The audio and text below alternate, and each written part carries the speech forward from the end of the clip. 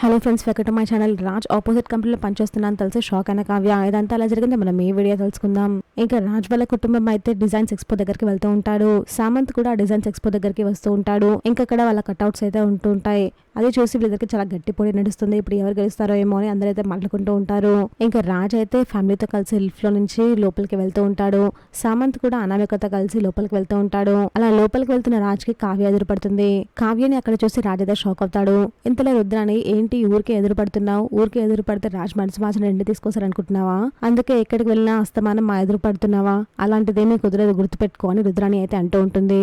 దీంతో కావ్య, ఎందుకంత గాబర పడుతున్నారు రుద్రాని గారు? మీలాంటి వాళ్ళు ఇంట్లో ఉండగా నన్ను తీసుకురావాలనే ఆలోచన ఎవరికి రాదులే. ఒకవేళ ఆలోచన వచ్చినా కానీ ఆ ఆలోచన చంపడానికి మీరు ఇంట్లో ఉన్నారు కదా, అలాంటిదేమీ జరగదులేండి అని కావ్య అయితే అంటూ ఉంటుంది. ఇంకా లోపలికి వెళ్తున్న రాజుకి సామంత్ ఎదురుపడతాడు. మీ కంపెనీతో అసలు ఎవరు పోటీ పడరు అనుకున్నారు కదా, కానీ మేము ఇప్పుడు అడుగడుగునా మీ కంపెనీకి అడ్డుపడుతూనే ఉంటాము. అది ఎక్స్పో నుంచి స్టార్ట్ అయింది. ఇక్కడ మేము మీకు గట్టి పోటీ ఇస్తున్నాము అని సామంత్ అయితే అంటూ ఉంటాడు. దీనికి రాజ్ అలాగే చూస్తూ ఉండిపోతాడు. ఇదంతా చూసిన కావ్య అయితే షాక్ అవుతుంది.